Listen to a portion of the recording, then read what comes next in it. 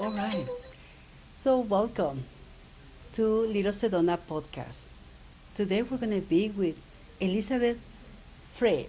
Is that correct how I pronounce it? Freed. Yes. Excuse me. Elizabeth is very well known as a medium. So, please, I would like everybody to welcome Elizabeth. Elizabeth, welcome and thank you for this interview. So, let me ask you, how is and how you discovered the gift of a medium that you have? Well, this is an interesting thing. I didn't know I had a gift as a medium. I had a few awakenings. Once when I was 20, I had an out-of-body experience, and then once when I was around 40, I was just sitting in my office talking on the phone, and I noticed there was a golden glow in my room, and I suddenly felt this overpowering sense of love, unconditional. And I thought, well, that's interesting because I was talking on the phone with a client, and this is happening at the same time that I'm talking. And so the next thing I knew, I felt this gentle squeeze on my shoulder, and I wheeled around in my chair. I thought it was maybe my husband that had walked in the room. And when I wheeled around, there was no one there. And, whew, and the lady on the phone said, "Are you okay?" And I said, "Yeah." And I wasn't frightened. I was just startled. And I thought, wow, what was that all about? And then I never had that experience again, and I forgot about it years later. And then I got close to retirement, and I thought, I wonder what I want to do. And I took a course. I had taken several metaphysical courses, but none of them stuck at the time. Okay. And then I thought, well, let me take this course. This was a course called Mediumship Toolkit. I thought, I'm going to give it a try. So I took a retreat for about a week, and it was amazing. And I was good at it, and I thought, this is interesting. And I thought, well, I want to get better at it. So I took more courses and did more practice and practice and practice, and there I was. And now I'm doing it. So, these awakenings that happened to you, how you discovered your gift, because, um, since you were a kid, you didn't feel it. You feel it now when you get older, right? Right. I did not feel it as a child like most children, although I did think about this. When I was a kid, I used to look at magazine pictures, and the next thing I knew, I was in that picture. I can't explain it to you, but I was in the picture. It became alive for me. And of course, you're under 5 years old when this happens, and you forget about it because you're told it's your imagination, and that was that. So I don't even know what that meant, but that's the closest thing I could think of as a kid. I had nothing. See, the reality is anybody can be a medium. This is what I've learned.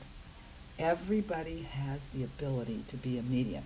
You just simply need to understand how to connect, and it requires certain techniques and a lot of meditation and a lot of practice, and commitment. I meditate anywhere between a half an hour to an hour a day to connect with spirits and my guides. How do you recognize your guides? Well, I meditate, and I ask for them to come forward.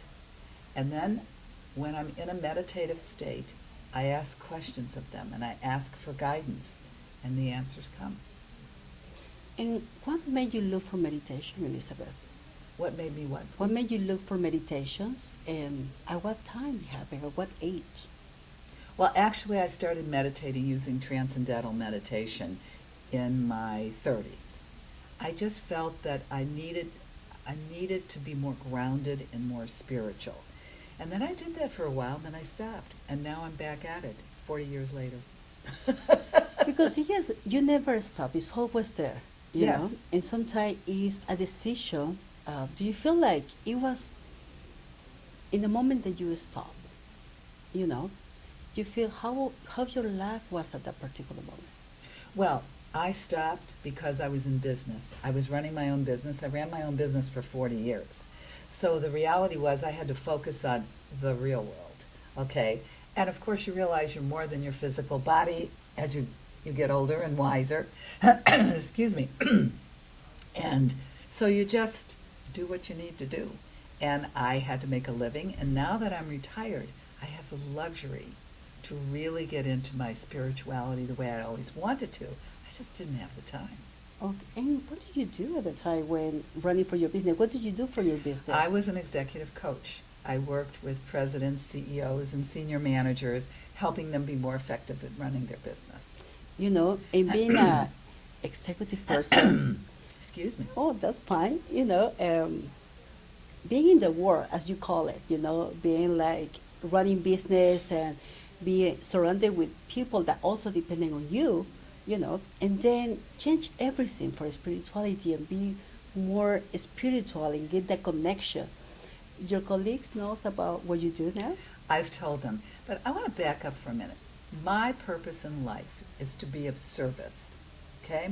Okay. So when I did executive coaching, my role was to help other executives be more effective in treating their employees properly, okay? Yes. So I wanted to continue to be of service when I retired. So I did what is known as pro bono work coaching for free for a military organization. It's called the Honor Foundation. And the Honor Foundation helps special operations military, Navy SEALs, Marine Raiders, Army Rangers, Delta Force, Green Berets, those people. It helps them transition from the military to the civilian workforce. And my background as an executive coach helped to prepare them for entering the civilian workforce. So I coached for them for about 7 years, and that is part of my giving back. And then I thought, I'd really like to give back to them financially, and I set aside some money for them in my will, but I thought, you know, that's great, but I'd really like to be a philanthropist while I live, Right. okay? But I'm on a fixed income now that I'm retired. So how can I do that? So when mediumship came along, I thought, well, I wanted to do this first for just my friends, and then I thought, I want to go more than that. But I also said, I can't do this for free because people don't appreciate what they don't pay for. So I thought, I can't charge what I would charge as an executive coach, but I want to make it a nominal fee, but I really don't want the money. So what I arranged to do was to make sure that anybody that paid me, they never paid me directly. All monies went directly to my nonprofit, the Honor Foundation. So when someone signs up to my website and they go on the website, what they pay to the Honor Foundation. And as a result, they then send me their receipt. Once I see it, then they can book an appointment with me. So it's win-win-win. They get what they need at a reasonable price. My nonprofit continues to flourish by me adding money to their coffers. Yes. And I continue to get to do service. Who could ask for anything more? Yeah, that's a beautiful way to really make a contribution to this earth. So what led you to do this nonprofit organization? What is the reason behind why you helping them? Well, at the time, I was president of the San Diego Professional Coaches Alliance. And in walked these two gentlemen. And I welcomed them and I said, what brings you here? And they said, oh, we heard this was a good place to network. Excuse me. So I said, okay, tell me about where you're from. And they told me about the Honor Foundation. And I looked it up and I went online, I saw what they were doing, and I said, in retirement, one of the things I wanted to do was to be of service. I wanted to travel, I wanted to become more spiritual, I wanted to do something creative, and etc. And I wanted to do service, but I wasn't sure where I wanted to do that. And I met these guys, and I just fell in love. They are just wonderful. They're so dedicated to this country and doing what needs to be done and committed to being honorable and excellence. They're a class above. a cut above, I should say. You know, it's because also it has something to do with your father. Why you No. helping there? No. It has nothing to do with my father. My father wasn't in the military. He was born in Vienna, Austria. He came here. He's a Holocaust survivor. So that's not the reason why. It has nothing really to do with my father at all in this particular case. Okay. Yeah, because the way, the passion that you have, you know, to help them. Because I know Elizabeth, and she, the first day we met, she told me, Deborah, I'm not going to charge. What I will do, I just going to help to the non-profit organization. All the payments is going to go to them. You know, and that's very kind. And you're right. When you do this contribution to the world, and that's something that you want to do, even you was um, picture that even before that happened, you know, it's a beautiful source also to help others. Um, if anybody have any question, I would like to ask the audience. Is that okay for you? Sure, that'd be fine. Anybody have any question to Elizabeth?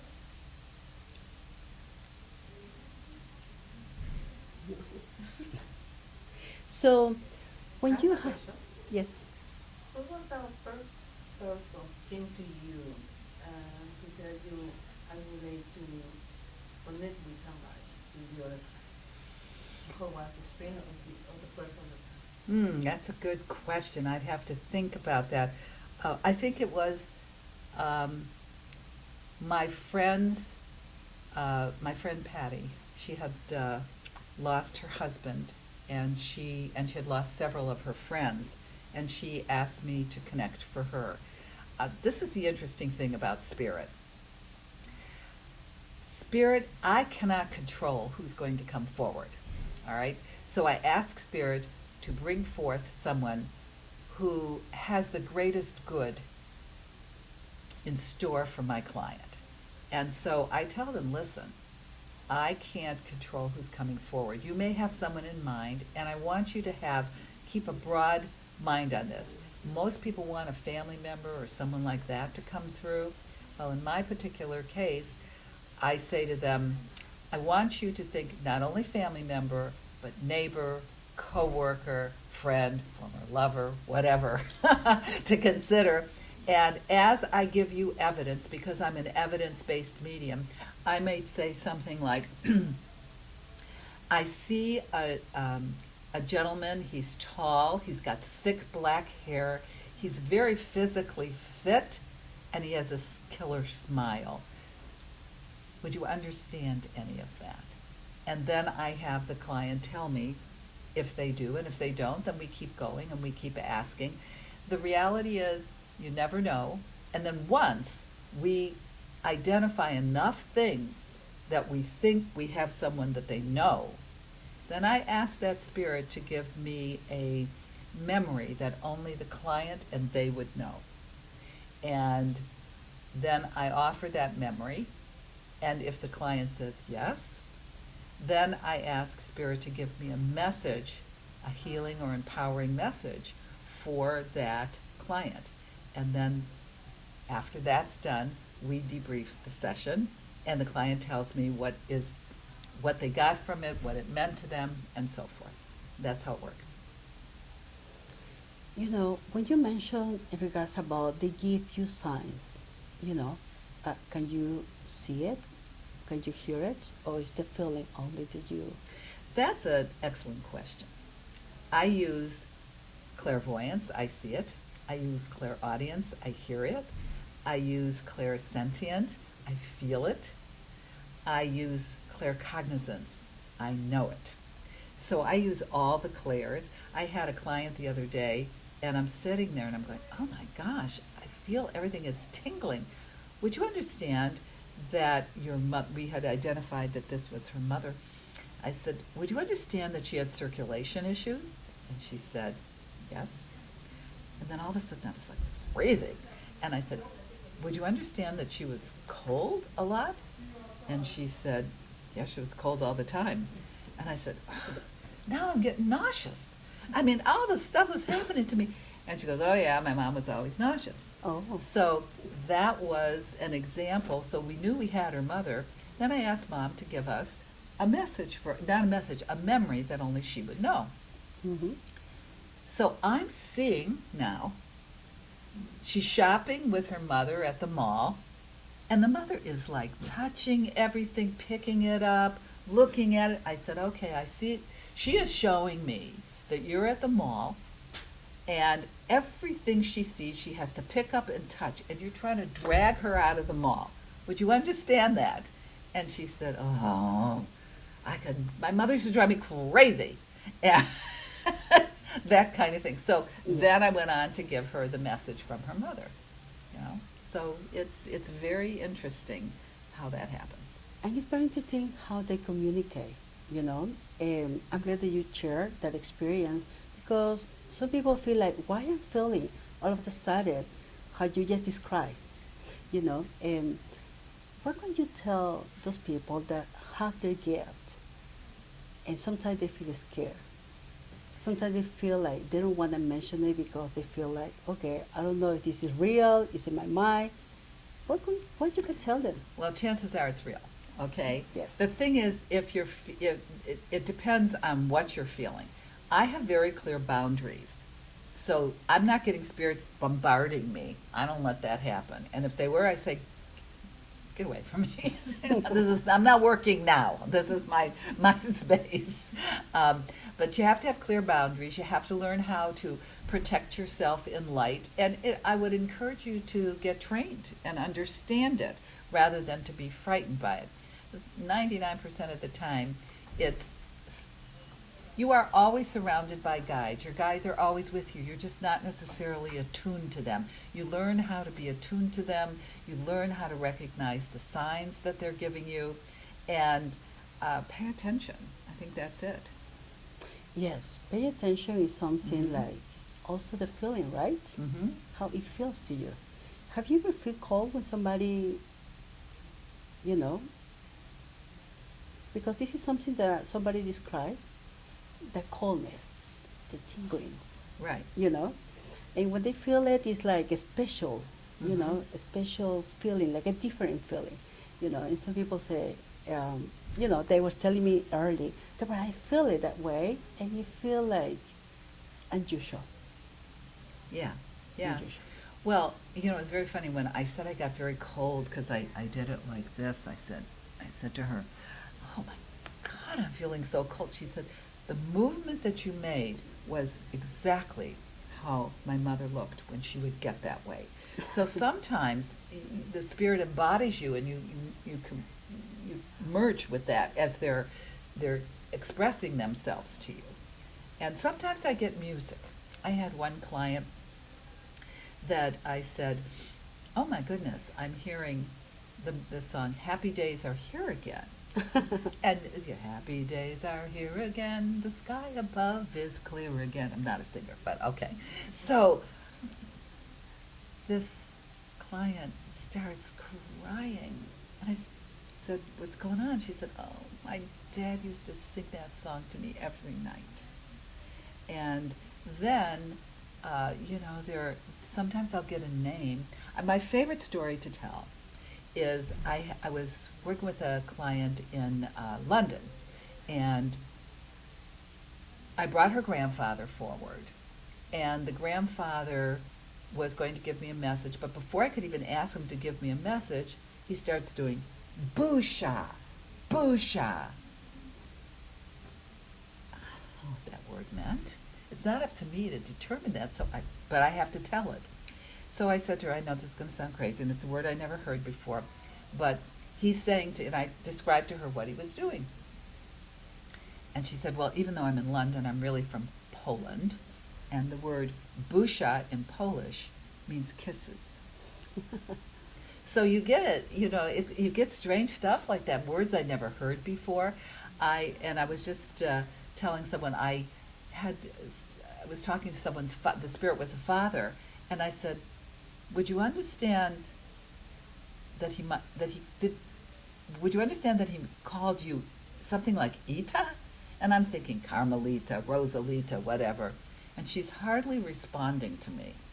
Afterwards, I said, what was, she just kind of goes, I said, what was that Ita name? I said, and I'm expecting some longer name. She goes, oh, he used to call me Tita.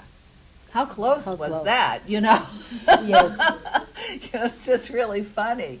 But it's interesting, all the messages that you get. They're just interesting. Yes, and sometimes it gives you like pieces. Can you say that, like little pieces instead of the whole word? Right. You get snatches, okay? You get snatches. And you sometimes, what I've learned in my classes is when I get a snatch of information, I have to become like a camera and zoom out. So if I see a piece of something, then I have to see, well, what else is surrounding that picture I'm getting so that I could further describe to somebody what I'm seeing.